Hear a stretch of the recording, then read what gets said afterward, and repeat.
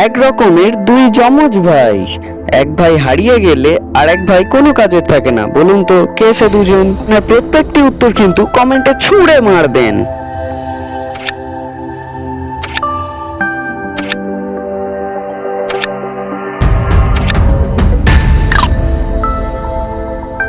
আপনি কি এর উত্তর পেরেছেন? আমাদের পায়ের হতচ্ছাড়া জুতো হবে এর উত্তর। এবার আপনি বলুন, এমন কোন তারা যে তারাতে গান বাজনা হয়?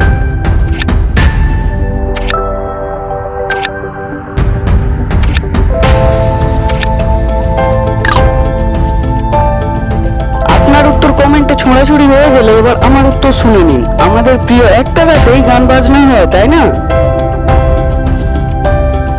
ভিডিওটি এগোনোর আগে এই যে আপনার এই আঙুলটা আছে না, এই আঙুলটা দিয়ে সাবস্ক্রাইব বাটনে একটি গোত্তা মারুন তো দেখি। আর কে কে আঙুল দিয়ে গোত্তা মারলে সেই কমেন্টে নিজের নামটা অবশ্যই লিখে যাবেন। আপনি বাজি তো পুড়িয়ে থাকবেন, কিন্তু বলুন তো কোন বাজি খাওয়া যায়?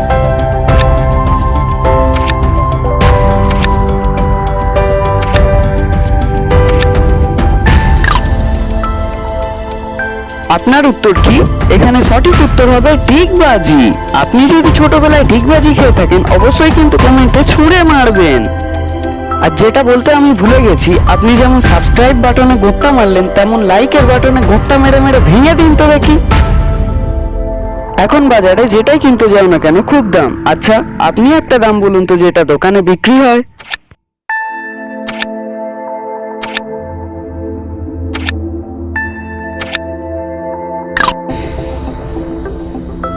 আশা করি উত্তরটা আপনি পেরেছেন। যারা পারেননি চিন্তা কেন করছো, আমি তো আছি। সঠিক উত্তর হবে বাদাম।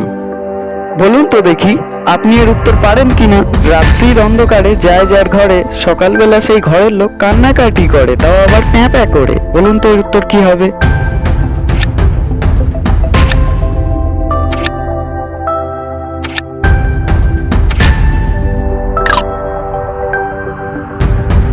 উত্তরটা কি আপনি পারলেন? হতচ্ছাড়া চোর হবে এখানে উত্তর। বলুন তো কোন রুমের দরজা নেই? এখানে উত্তর কিন্তু কবর হবে না।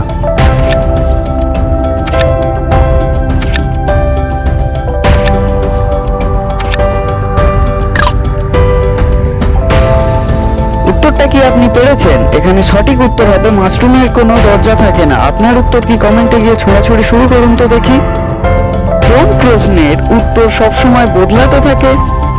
মানে আপনি ধরুন কাউকে একটা প্রশ্ন জিজ্ঞাসা করলেন, তাকেই আবার একটু পরে সেই প্রশ্নটাই জিজ্ঞাসা করবেন, কিন্তু সে অন্য উত্তর দেবে। এমনটা কোন প্রশ্নের ক্ষেত্রে হয়?